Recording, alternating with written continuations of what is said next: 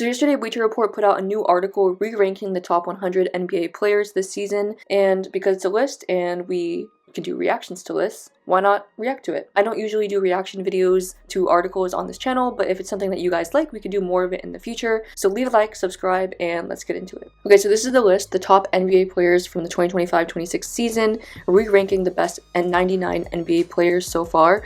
And shout out to the BR NBA staff. They don't even list the names of who's writing the article, but shout out to them. So let's look at a little bit of how they're doing this ranking. So we stacked the top players in the league ahead of the season back in October. What followed was a whirlwind of trades, injuries, blah, blah, blah.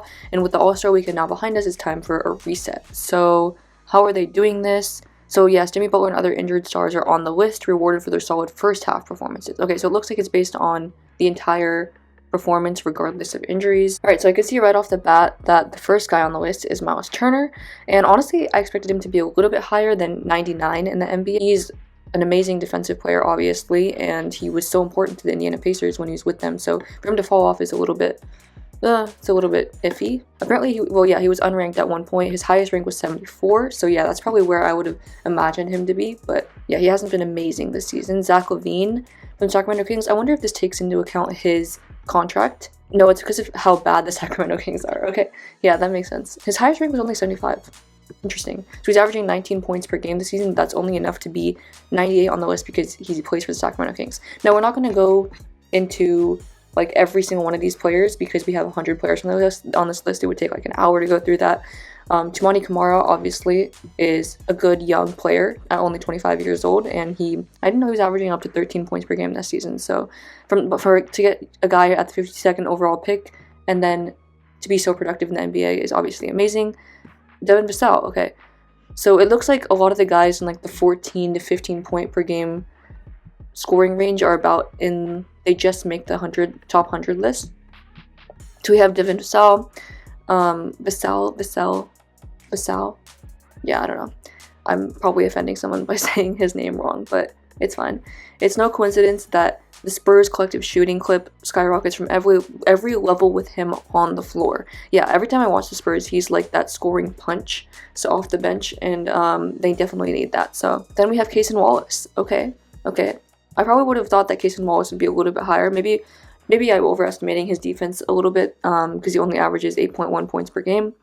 But he's 22, so he probably has a lot of potential to go up in the rankings. Tari Eason, a similar player to Cason Wallace. If I'm not mistaken, he might be a free agent this season. I'm not sure exactly, but definitely would help a lot of contending teams, including the Rockets, who he does help with. Then we have another Sacramento King, the DeMar DeRozan. He is 36 years old. I'm not sure why it says... Oh, I guess this highest rank is probably from earlier in the season, maybe, because obviously DeMar DeRozan, his highest rank is not 85. But yeah, DeMar DeRozan, he plays for the Kings, so that's going to hurt him a little bit, just like it hurt Zach LaVine. Paul George, yeah, he hasn't really played that much this season because of his anti-drug policy issues and because of injuries, so it makes sense that he's probably lower, even though we know Paul George can absolutely put it in the bucket when he does play. VJ Edgecombe, okay, so we have our first rookie on the list. He's been amazing, absolutely amazing this season. He's definitely going to go up in the rankings as we go on in his career, so it makes sense that VJ Edgecombe is here. Reed Sheppard, yeah, I was expecting a really good season from Reed Sheppard. He's been not bad. He's had 13 points per game, almost 2 rebounds, 3 assists, 38.7% from three-point range. So yeah, we all knew Reed Sheppard would get his opportunity this year, and he's becoming a good player. Okay, then we get Draymond Green. I'm biased because I watch Draymond Green every single game, but I feel like he should be lower on the list because obviously he doesn't look good right now. He just had a game yesterday against the Celtics where he didn't make an impact at all. He was probably more bad than he was good. So yeah, he's just dropping in the rankings every single year. He's 35 years old. It makes sense. Okay, after Draymond, we get Coby White from the Charlotte Hornets now because he got traded there. I've always liked watching Coby White play. He's only 26 years old. He's an absolute bucket, 18.6 points per game. He's only shooting 34% from 3 this season. But we'll see how he does on the Hornets. I think this is just like a little bit of an uncertain ranking just because we haven't really been able to see Coby White play outside of the Chicago Bulls. So that's what I'm excited to see for him. Alex Caruso, another Cason Wallace-like player who only averages 6 points per game, but you know Alex Caruso is always going to help a championship team in the OKC Thunder. His defense is amazing. He's actually shooting 32.5% from 3. I still remember one of the Christmas game, I think, or some game that they were losing against the Spurs, and he like literally could not make a 3 for his life. But we know Alex Caruso is always going to help a team, so it makes sense. Nick Claxton from the Brooklyn Nets, an amazing center, or not amazing, but he's a productive center at 12 points per game. He's only 26 years old. He was unranked in the preseason. Wow. I feel like Claxton has been a top 100 player for a long time, at least in my opinion. Or not a long time, but at least 3 years, 4 years, you know? So for him to be unranked, that's not what I was expecting. I really don't understand this highest rank, lowest rank thing because it didn't make sense for DeMar DeRozan, whatever. Then we get Dyson Daniels. Okay, so you're getting a lot of defensive side of the ball players in the back end of the top 100, which makes sense because if you could play defense and you could score, then you'd be Kawhi Leonard. So, yeah, Dyson Daniels is 22 years old. He's the worst three-point shooter in the entire NBA. Yeah, oh my god, he's shooting 13.3% from 3. Wow.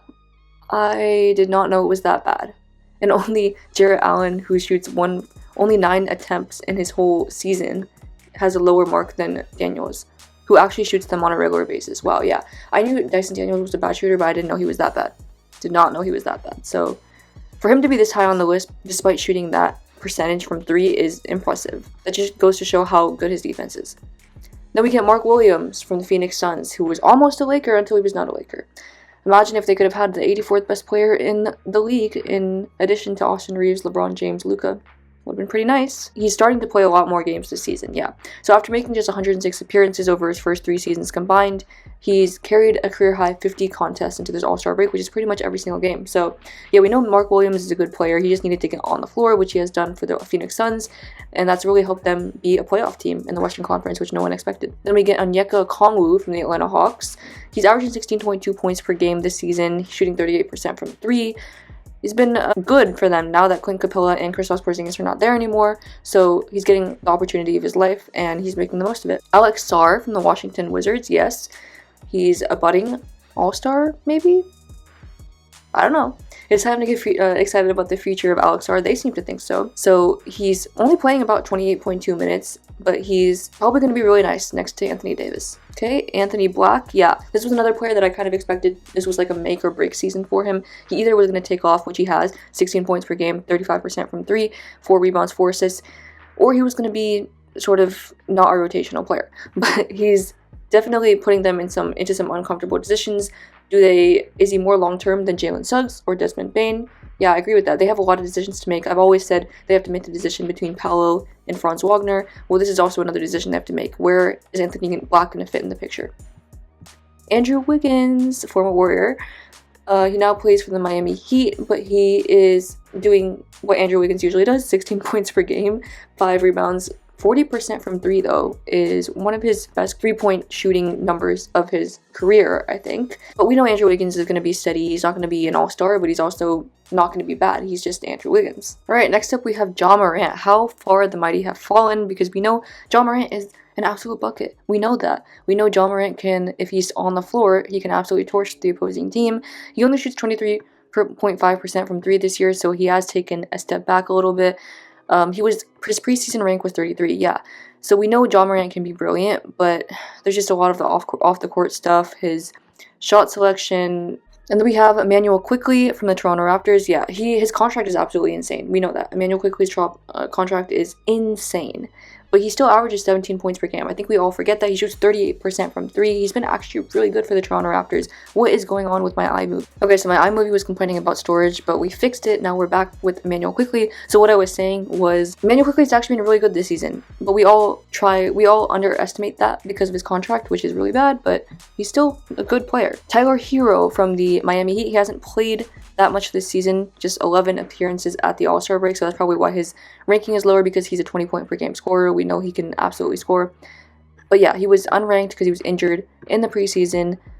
But in the 11 appearances that he's had, he's been pretty good. But he is shooting only 35.8% from 3 this season, and he's also only been passing the ball 2.7 times per game. But, you know, that's probably because of the team around him. The Miami Heat aren't a very good team right now. It's not like he has Jimmy Butler anymore.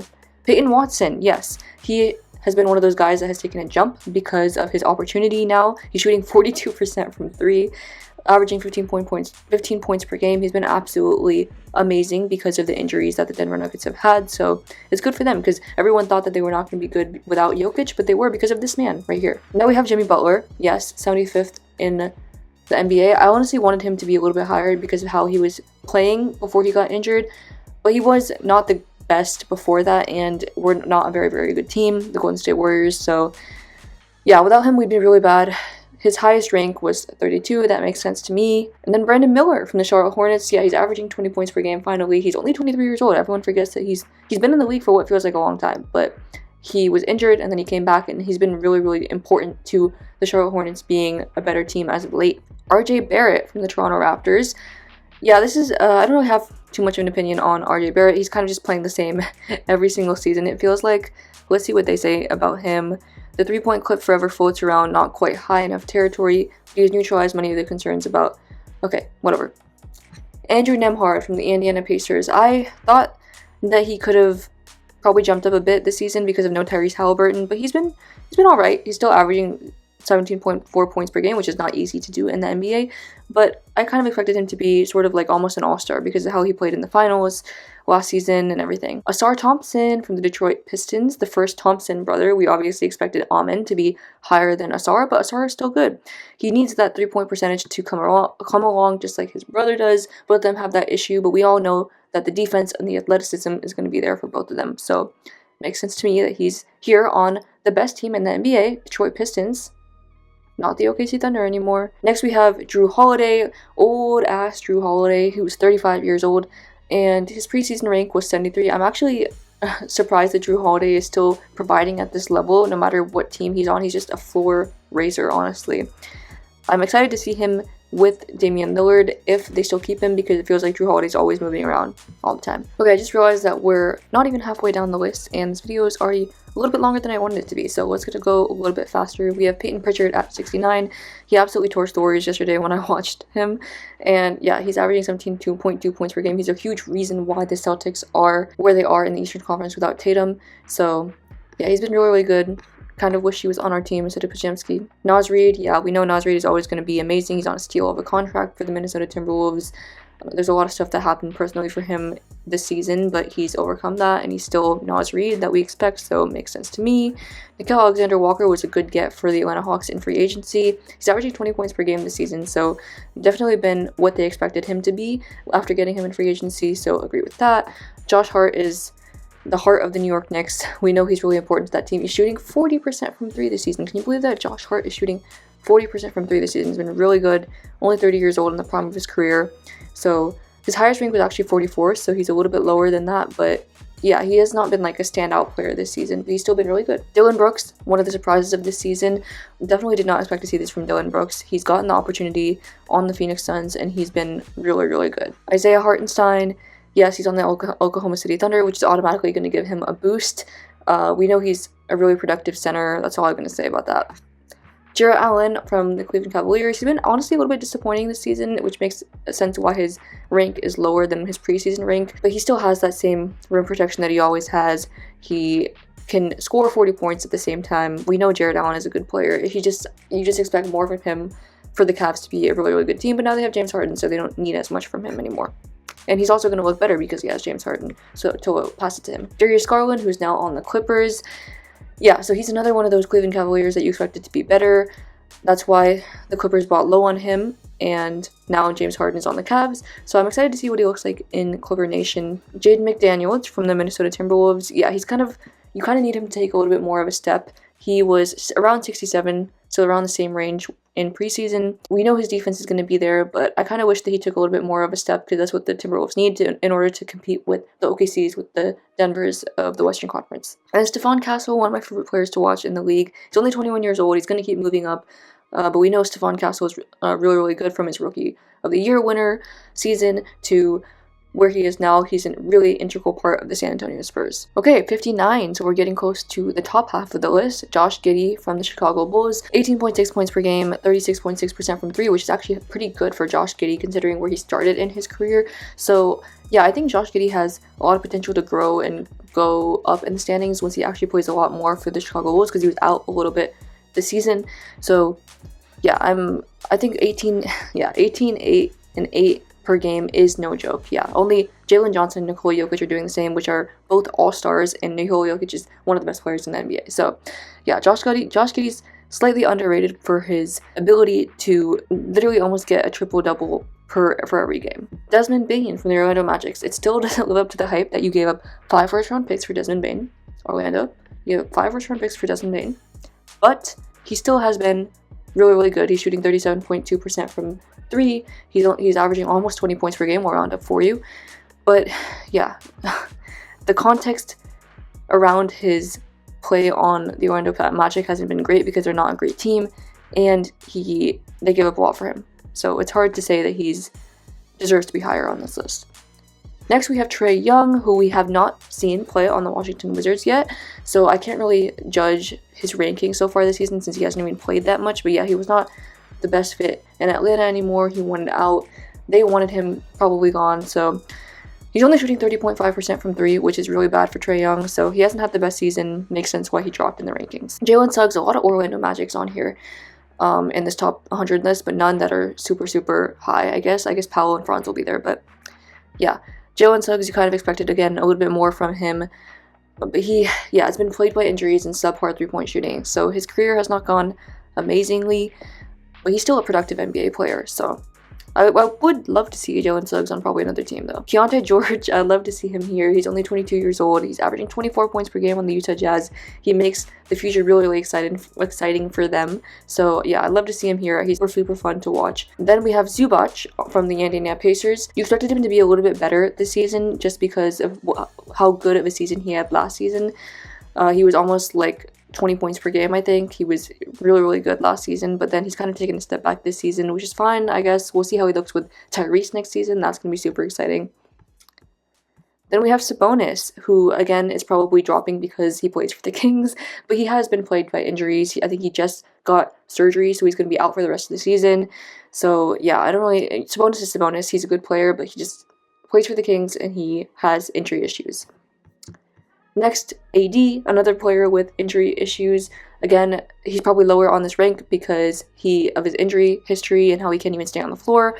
But I hope he really is able to stay on the floor for the Washington Wizards because him and Trae Young will be super fun to watch next season. Brandon Ingram from the Toronto Raptors. Again, he's having a really good season. He was an all-star this season. Shout out to him. So for him to be this low is kind of interesting because the top 50 players in the league are not all-stars, right? I don't know if I agree with this ranking too much. Let's see what they were saying, though. Yeah, they're just saying good stuff about him, so I'm not really sure why he's so low on the list.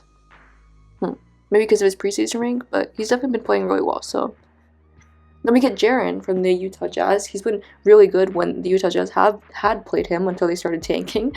It was really interesting that they traded him from Memphis because he was having a good season, but they sold high on him, which makes sense. Again, probably think he could have been a little bit higher. Let's see what they're saying. He also fouls too much and doesn't rebound enough, but that's a Jaren problem. That's a Jaren problem, and he was higher before. He was 34, so yeah, another player that I'm not really sure I agree with this ranking.